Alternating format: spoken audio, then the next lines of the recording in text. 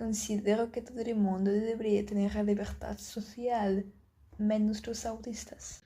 Que el autismo es una condición innata e insuprimible originada por factores heterogéneos de naturaleza primariamente genético-neurobiológica, semejante a el descubrimiento de América. No obstante, es preciso no olvidarse de que en un momento sí lo era, y aún antes el espectro autista se ve rodeado de misterios, intentos fallidos de entenderlo y asunciones no del todo correctas, en ocasiones fatales. Hoy quisiera discutir con ustedes cómo se explicaba históricamente el autismo, cuáles eran las intervenciones de aquellas épocas y qué repercusión tenían en los individuos autísticos. Antes de nada, formulemos un esquema breve y extremadamente simple sobre cómo la condición del espectro autista fue vista anteriormente a las explicaciones neurobiogenéticas y cuáles eran las razones de ese punto de vista. Simplificado el contexto, el nacimiento de una nueva ciencia, la psicología, junto con la escasez tecnológica y poco solidez de la neurobiología, tuvieron como consecuencia la psicologización. La psicologización consiste en la reducción de un proceso o condición generada por la estructura, funcionamiento, genética y química del cerebro y el sistema nervioso general a una serie de funciones nerviosas superiores, comportamientos que se conducen y los factores que afectan en su actuación. Es un objeto de estudio probablemente de psicología. Este pensamiento recayó en múltiples trastornos y condiciones, de los que el autismo no fue una excepción. En el siglo XIX y XX fue el enfoque que ofrecía la ciencia psicológica por aquel entonces, que era un enfoque muy específico, nacido con la mano del neurólogo Sigmund Freud, y hizo fama no de su carrera como neurólogo, sino gracias a sus mapas, visualizaciones y teorías de la mente humana y su funcionamiento. También gracias a una visión bastante pesimista de la sociedad humana. Curiosamente, la neurobiología y el estudio del cerebro como órgano también fue fundada en el siglo XIX, aún antes que la psicología, de cara a un accidente que tuvo un trabajador estadounidense. No obstante, esa ciencia difería enormemente de su forma actual y, como se lo procesado, no disponía de las justificaciones requeridas para unas observaciones y experimentaciones adecuadas. Por lo tanto, no nos centraremos mucho en ello. Volviendo a nuestros cuadros, Sigmund Freud es el padre de una óptica muy concreta que influyó enormemente en la explicación de los trastornos y condiciones psíquicas y neurológicas entre el siglo XX y XIX. Se trata de psicoanálisis o, más adecuadamente dicho, la terapia psicoanalítica, ya que la psicología inicialmente estuvo centrada en curar, en ayudar médicamente. La terapia psicoanalítica está apelada a ayudar con la superación de dificultades y los desórdenes mentales en base a la idea de que todos los trastornos de este tipo se causan debido a la represión de impulsos, sentimientos y recuerdos, los cuales se depositan en el territorio de la psique destacado como lo inconsciente. Las investigaciones de Freud ganan popularidad, seguidores y discípulos entran en el campo y a partir de psicoanálisis son dadas a luz nuevas teorías y terapias psicológicas. El conjunto de aquellas se conocen bajo el nombre de la psicología profunda. Las nociones psicológicas profundas comprenden cualquier ideación basada en lo inconsciente bajo su propia definición psicoanalítica, y los postulados originales pueden diferir en mayor o menor medida. Lógicamente, la mayor contribución a la psicología profunda viene por los discípulos de Freud, los extensamente conocidos Carl Gustav Jung y Alfred Adler.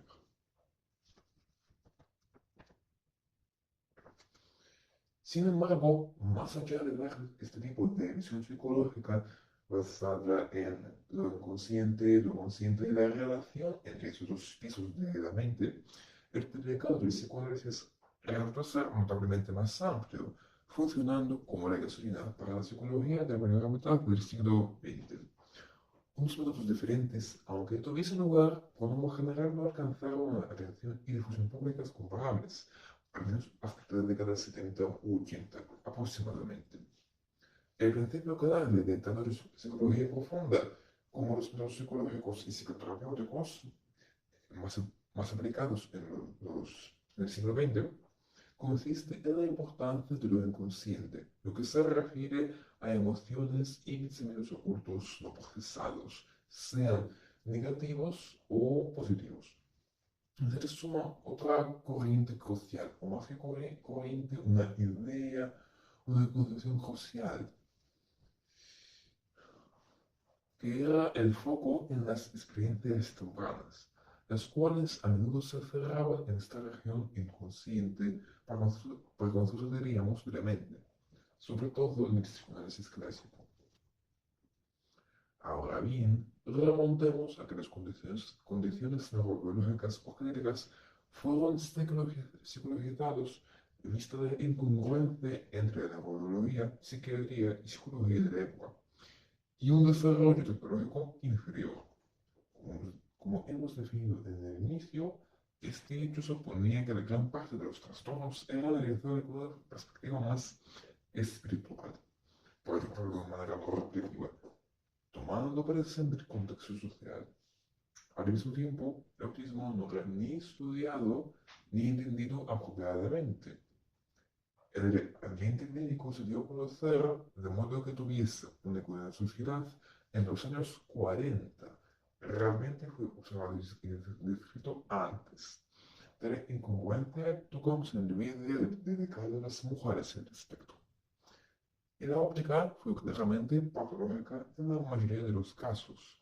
Sus grupos resultaban reducidos, no se podía observar una experiencia variada de las personas autísticas. El cerebro se conocía vagamente, es decir, que no se podía entender cómo funcionaba exactamente y cómo se explicaban estos desórdenes de la conducta que se veían. La realidad de que el desempeño cerebral es variable era un enigma cubierto de oscuridad. O por lo menos no se determinaba todavía de asimilar.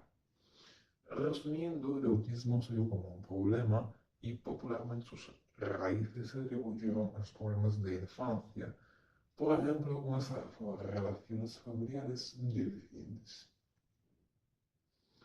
Una ilustración más sabida de esas teorías populares es la teoría de las madres nevera, que sale precisamente de las psicologías profundas y el foco en las experiencias tempranas que dieron a la psicoterapia general.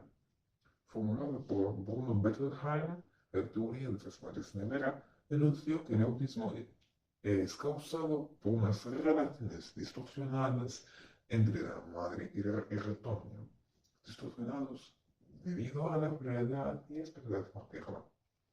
Se trata del ejemplo más obvio de psicologización del autismo del siglo XX, y de la significación de las primeras teorías psicológicas en este fenómeno. Más pasmosa es la manera de actuar que proponía Bettelheim. Separar al niño con su familia y dirigirlo al centro donde se lo trataba decentemente, con más cariño, imagino.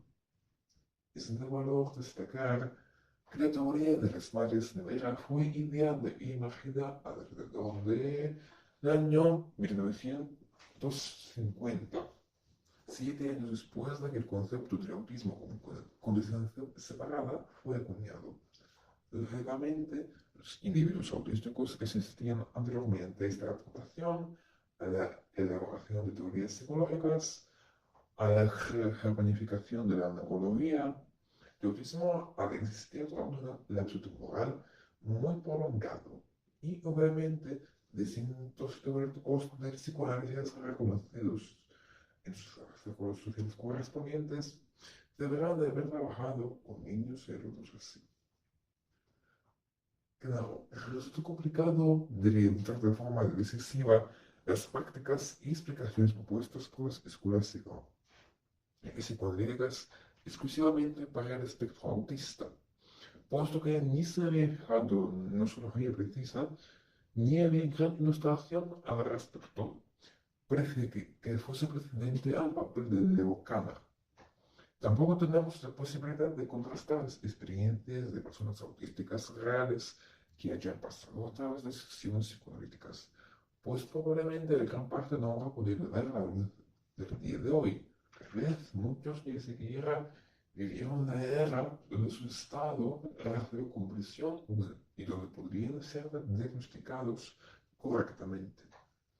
No obstante, sí que podemos suponer con una base muy simple, muy reducida, cómo explicarían los psicoanalistas las manifestaciones visibles del autismo.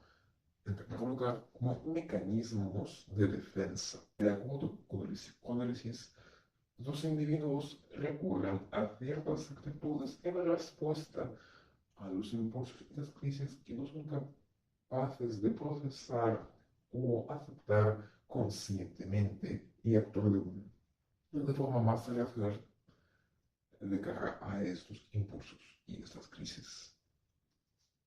Esas conductas reciben el nombre de mecanismos de defensa y tales manifestaciones muy comunes del autismo con aparente asocialidad, una introversión muy fuerte, o en general una disociación del mundo, un ensimismamiento, se pueden percibir como mecanismos de defensa del psicoanálisis en reacción a alguna palabra que el niño no se va a procesar por sea cual fuera la razón. Por otra parte, se destaca la idea de la fisura relacional, de la percepción del otro y también del sí, del self. Fases del desarrollo, como las posiciones esquizoparanoides y esquizoparanoide y depresiva de Melanie Klein, con las fases simbiótica y separatorias de Margaret Meyer, se conducirían desde el punto de vista psicoanalítica distorsionados, al igual que la expresión libidinal, esto es, de la energía de vida, puesto que los niños autistas no parecen involucrarse en actividades que el psicoanálisis y la psicología profunda definirían como la expresión de sí mismo, la expresión de esa energía de la vida, de ese ímpetu a vivir, que se denomina el libido. La psicologización representa peligro e inseguridad en cuanto a la calidad de servicios, dado que prescinda de la importante base neurológica que otorga explicación volumen-cuerpo para la ocurrencia externa y observable.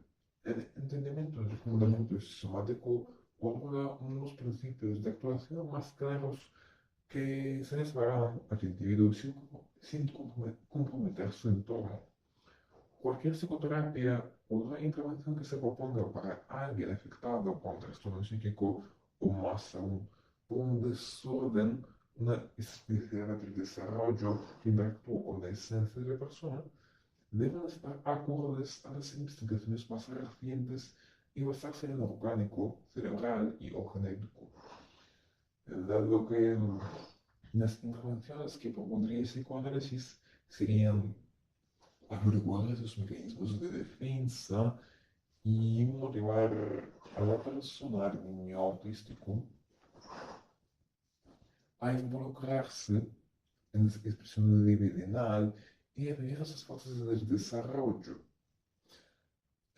El enfoque clásico, la introducción clásica psicoanalítica, deberá de ser, no lo sabemos exactamente, porque como ya se ha dicho, no había registros de personas autísticas, pero es muy probable que tenga la intención de curar y corregir al niño auténtico con el fin de que se alinee con lo propuesto en lugar de adaptarse al niño y a enseñarlo a convivir con su entorno. La información citada en este apartado de la psicología profunda germina en una rama de la revuelta de malentendidos en torno al autismo e intentos fallidos, no las psicoanálisis, de entenderlo. Ahora bien, sería vasto no hacer énfasis en la otra rama, que ha dado a luz las herramientas verdaderamente trágicas y lleva el nombre de conductismo. El conductismo fue un movimiento psicológico que se fundamentaba únicamente en aquello lo que el especialista podía observar. Y que de otro modo no se puede ni pensar en un segundo en lo no material, en lo espiritual, en la experiencia personal.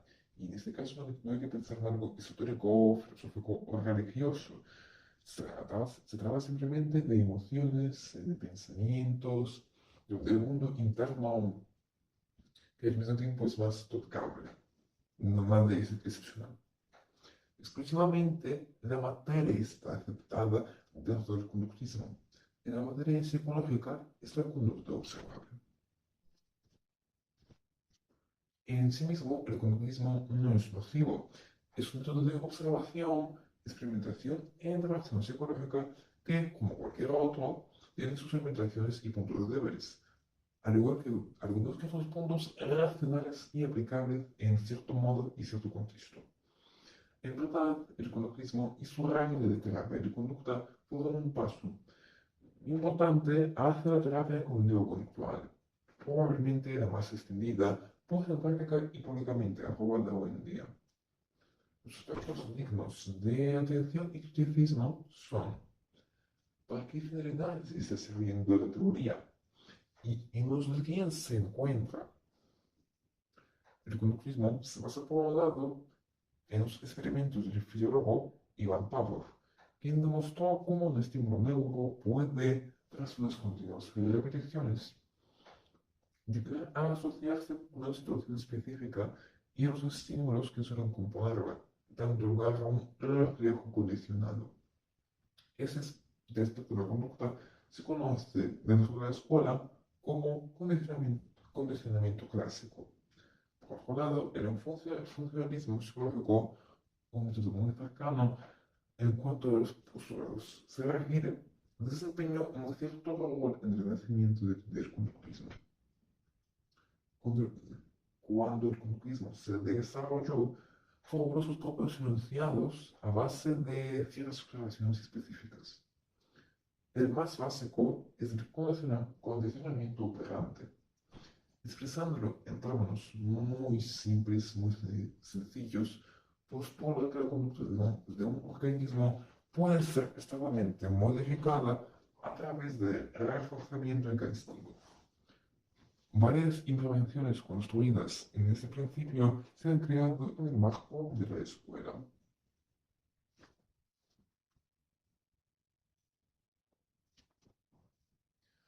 Hablando de las figuras de la corriente, la más conocida es de Bojo Skinner. Bojo Skinner desarrolló intervenciones y entrenamientos conductuales, además de proponer, defender y tratar de popularizar el conductismo junto con sus aplicaciones.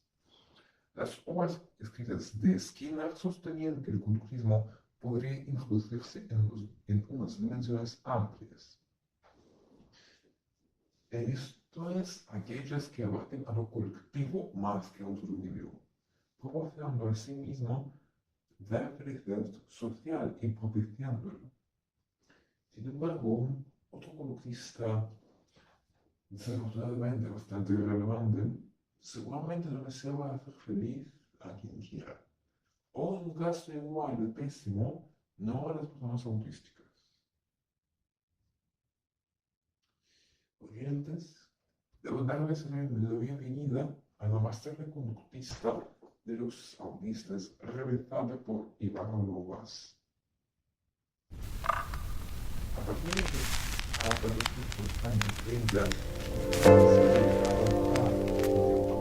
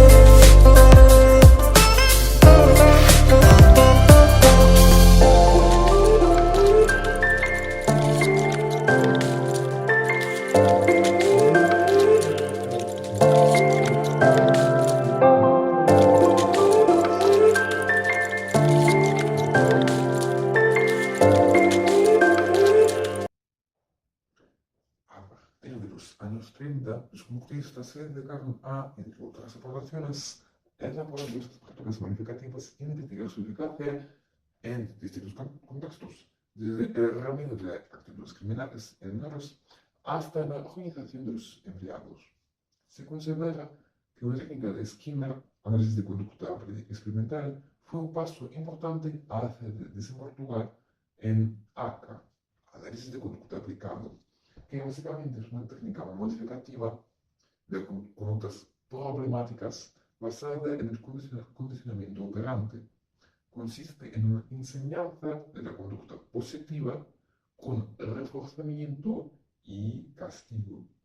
Más que una intervención en sí, diríamos que es una base para el entrenamiento conductual y la enseñanza. Como una intervención para el autismo, el ACA fue probado mucho antes de llevarlo a UAS. No obstante, la labor de este psicólogo clínico era lo que ocupó los oídos de la sociedad, dada su proclamada eficacia.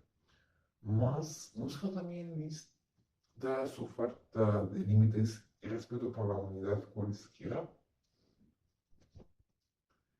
Chillar, recurrieron a la terapia de shock, golpear, conozcan los castigos de conductismo, el conductismo operante, que no más aplicó con tal de exceptuar los comportamientos autísticos no deseables. Por cierto, todo lo dicho se practicaba con los críos. Pero es necesario llegar a saber cuáles en concreto actos en los niños autísticos se consideraban no deseables dentro de la terapia mencionada en su completo contexto social. Por supuesto, se refería a tres actitudes totalmente inaceptables como autoestimulación, resultan tan nocivas que son capaces de hacer daño a nadie y nadie. Bueno, salvo la paciencia de Noah, supongo. Aunque si somos realistas, los comportamientos autoestimulatorios en las personas autísticas pueden llegar a representar un peligro para su integridad física en el caso de que se relacione con autolesión, solo y exclusivamente en este caso. No obstante, autoestimulación no es igual a autolesión. Y de hecho, la autoestimulación del stimming ni siquiera tiene que ver con el cuerpo, no forzosamente al estar relacionado con lo físico. Puede ser un movimiento o observar un objeto, por ejemplo. Sin embargo, la autolesión puede estar presente y esta sí que es una ocurrencia de la detención e intervención, las más próximas posibles, como pueden entender. No obstante, como el hecho de que el niño sea normal para nosotros privados y su propia salud, no vamos a indagar dentro de la naturaleza los comportamientos sustituidos por unos más seguros y enseñar al niño a lidiar con sus incomodidades emocionales y sus reales en la medida de lo posible para esta persona. Lo que vamos a hacer es amenazar aún más su bienestar físico y después a sorprendernos por qué para decepcionarse cuando recibe un ataque externo, ya que evidentemente esos ratones son los masoquistas con sus encuentros. Una agresión venida de fuera tiene para ellos el mismo valor que la autoagresión física. Ahora, esto es un sarcasmo muy guapo. La autoestimulación y el estímulo, aunque se presente en forma de autoagresión, siempre se deben a una necesidad de regularse, de tranquilizarse. Y esa necesidad suele venir de un entorno violento, por así decirlo, de un entorno que carga al niño sensorial o emocionalmente. Por lo tanto, la actuación que debe tomarse es primero entender por qué el niño hace esto. Si es posible, si el niño está de edad y si puede hablar, se, se suscita la reflexión en el niño para que él mismo piense qué es lo que le pasa y por qué recurre a esas actitudes. Claro, si eso es posible rápido. Y luego es necesario enseñar al niño, al ratoño, a lidiar con sus emociones y sus sensaciones que le causan esta necesidad de evolucionarse y mostrarle unas formas más seguras para su integridad física de autoestimularse cuando siente esa urgencia. Y bajo ningún concepto quito el hecho de que aunque estas pautas suenen fáciles, son difíciles de hacerse vida y de cumplirse. Requiere tiempo, requiere esfuerzo, requiere comprensión, puede ser desafiante en el caso. No obstante, agredir al niño también físicamente, y darle golpes y guiar, no es un método de ayuda adecuado y un método en que prevenga estas actitudes autoagresivas. Y veremos la razón de ello más adelante. Y según Brandweier, el enfoque de Eduardo Vaz versaba mayoritariamente sobre el entrenamiento de los niños como unos perros, más bien que sobre su bienestar y convivencia pacífica con el entorno. Y luego le molestaba que los grupos hacen se autoestimulan con enorme frecuencia. Intrigantemente, Eduardo Vaz apostaba también por cariño y afecto como recompensas los deseables, es decir, innaturales para sus niños y sin ausencia, de los cuales no habíamos todavía aún no se han identificado esos casos. Eventualmente, una intervención semejante acababa causando trastornos mentales verdaderos, como una autoestima extremadamente baja, con un nivel ausente, medida en valores negativos, imagen distorsionada de sí y del entorno, estado ansioso, de fondo, hiperatención hacia el entorno y falta de confidencia y confianza, dificultad para relacionarse, desregulación emocional. Las consecuencias podían ser aún más profundas, suscitando trastornos de personalidad, con un trastorno límite y síndrome de estrés postraumático complejo. El síndrome de estrés postraumático complejo se da cuando una persona está expuesta a situaciones traumatizantes y estresantes durante un periodo prolongado y sus efectos son más diversos y más esparcidos que en caso del estrés postraumático no complejo. Es más, este trastorno, ese síndrome, influyó en la personalidad.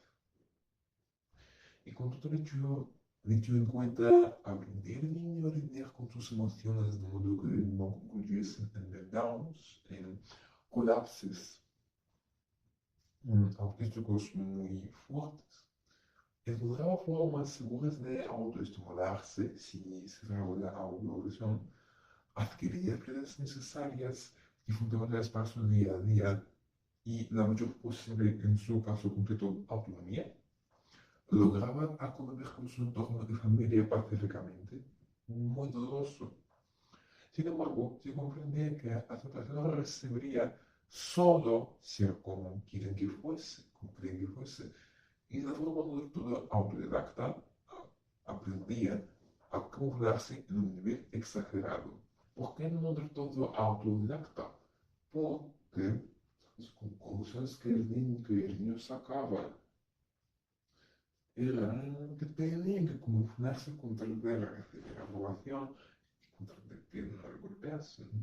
Al fin y al cabo, primordialmente el ACA de Lobas estaba fundado sobre esas conclusiones, ya que su finalidad consistía en suprimir comportamientos naturales y normalizar a los niños más que adaptarlos. Hoy en día las prácticas de Lobas son justamente juzgadas y prohibidas. Sin embargo, acá se sigue aplicando para la intervención en las personas autísticas en niños. Quienes lo hayan pasado siendo ellos mismos objetos de intervención o padres, también investigadores entusiastas, afirman que la lista de comportamientos indeseados sufrió pocas transformaciones, cubriendo actos naturales y en su esencia no nocivos. Una terapeuta enfocada en los neurodivergentes que trabajó en esta corriente declara que ACA es un entrenamiento para los especialistas también. Nos proporciona libertad laboral, observación propia, individualización de las técnicas, sola exclusivamente un plan rígido e inmutable, una lista de quehaceres obligatorios. Hablando de ACA, es importante reforzar la importancia y lo crucial que es dirigirse siempre a la base de una condición, porque incluso hoy en día el ACA no tiene en cuenta, no tiene en el campo de vista de la naturaleza del autismo, por qué ocurre y cómo se explican de manera simplificada, pero aplicable, ciertos comportamientos observables.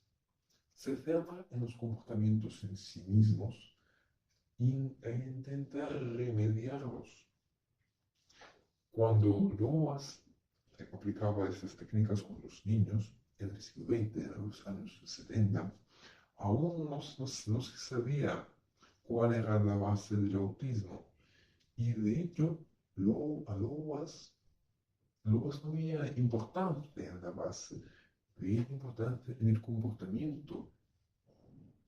Sin embargo, ¿por qué es importante entender los orígenes, entender las raíces de una condición? Porque proporcionan pautas de actuación, ya que para tener efecto y para adaptar a una persona a la sociedad, sino comprometerse ella misma de una manera irrazonable, es necesario entender qué es lo que le pasa. La naturaleza de conductas nunca puede ser pasada por alta porque es ella quien facilita las actuaciones futuras. Y precisamente por eso el conductismo y el ACA no es una intervención adecuada y fundamentada empíricamente para el autismo, puesto que solamente trabaja en lo visible y lo observable, sin tener en cuenta lo que ocurre con el cerebro de la persona y por lo tanto no proporcionando que, estrategias para una vida, por así decirlo, estable.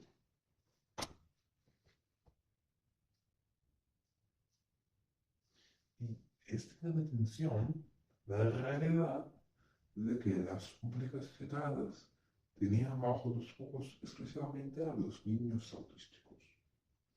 Además, como hemos recalcado en las definiciones, la psicología profunda está inmersa en las experiencias tempranas, entre tanto que el conductismo, sin evaluar las causas, se concentra en el comportamiento del niño, que se acentuó como problemático.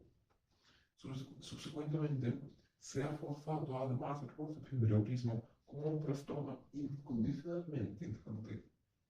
Por otro lado, las muestras son cruciales, y los primeros papeles reconocidos de Joe Kanner y Hans Asperger, los grupos de los niños no eran muy numerosos, con lo cual no siempre se podía observar la variedad. Además, el vocablo autismo durante un prolongado periodo designaba a una población muy específica que mostrase unas manifestaciones más evidentes y de manual, y que tuviese mayores necesidades de apoyo e intervenciones. Los grupos observados han forjado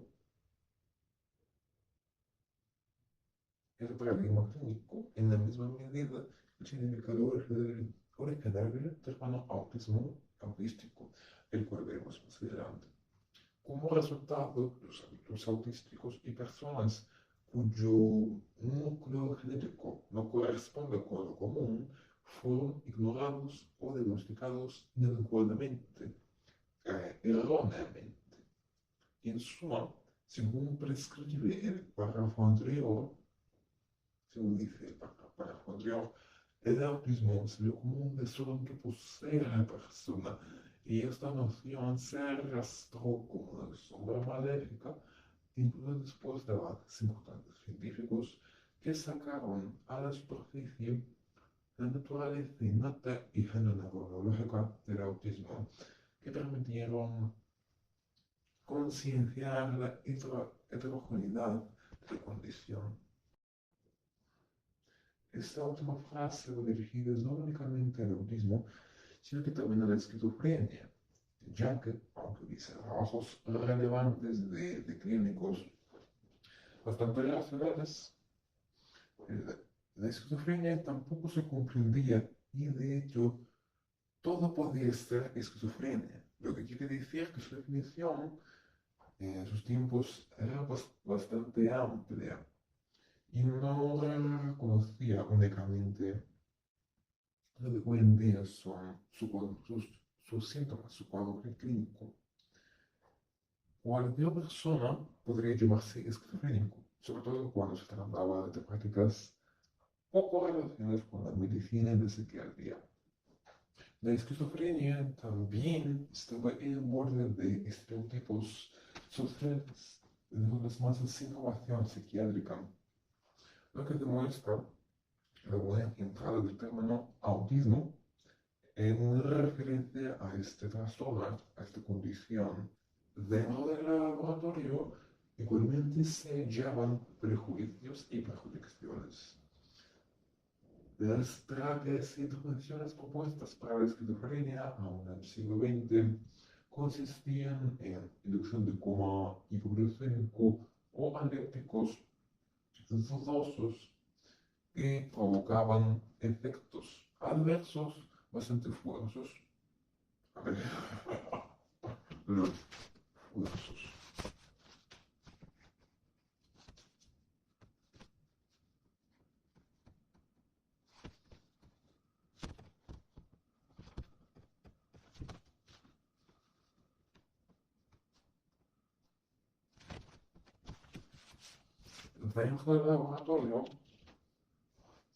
Dentro del laboratorio, igualmente se llevan prejuicios y perjudicaciones. Las terapias propuestas para la esquizofrenia, los tratamientos, consistían en inducción del humor hipoglucémico o diuréticos dudosos, con efectos adversos muy fuertes, como por ejemplo la dislocación de las articulaciones, también de las mandíbulas, u otros problemas muy del aparato locomotor. Hoy en día, los datos empíricos y la sofisticación tecnológica que se han conseguido y que se siguen actualizando reformularon esos conocimientos primarios, modificando el rombo de teóricos prácticos. Hoy en día, los datos empíricos, hoy en día los datos, hoy en día los datos empíricos y la sofisticación tecnológica que se han conseguido y que se siguen actualizando reformularon esos conocimientos primarios, tanto referentes al autismo como a la esquizofrenia, como a muchas condiciones más, modificando el rumbo de teóricos, prácticos, terapeutas, tutores, divulgadores. No obstante, esas paradojas históricas se fueron dando lugar a un legado que, si bien va abandonando la mayoría de las carreras con mayor o menor rapidez, aún puede reposar en las masas, tomando formas del paradigma patológico del autismo, en el caso de esta condición, o de psicologización incluso. Por ejemplo, la creencia que reduce el autismo a una parte de crianza, a unas relaciones familiares deficientes. Las asunciones que se hicieron en el pasado constan del bienestar de individuos, como hemos visto muy claramente en el caso de Aka y de los grupos Luas, o también se debieron enfrentar, según yo he comentado varias veces, a una asociación de diagnósticos equivocados, infracciones sin respaldo o insatisfactorios en ciertas partes como la edad y maltrato, como es acentuado. En cuanto al respaldo, hay que entender que no estaban respaldados objetivamente. Por supuesto que se hacían investigaciones que encontraban eficacia para ciertas prácticas. No obstante, es importante tener en cuenta que, en primer lugar, el foco era normalizar al niño, ya que no se suponía que el niño autista pudiera responder con su autismo perfectamente. Y en segundo lugar, no había tantos conocimientos del autismo. En otras palabras, las investigaciones que tenían lugar no tenían mucho recorrido anterior. Y bien, este video no es capaz de proporcionar con toda exactitud la repercusión de cada una de las falacias históricas y nombrar cada una de ellas, porque es un tema complejo y por lo menos tengo la finalidad de presentarme como un experto, como un catedrático con la historia laboral. Pero pueden intentar ofrecer un estudio más delicado por parte de quienes se interesen más. Impulsar la comprensión del criticismo, algo que está para el pasado cómodo, es que no tenemos que olvidar, porque también es una lección, aunque tal vez dolorosa. Y bien, hasta aquí el editores de esta edición. Gracias por su atención y espero verlos pronto.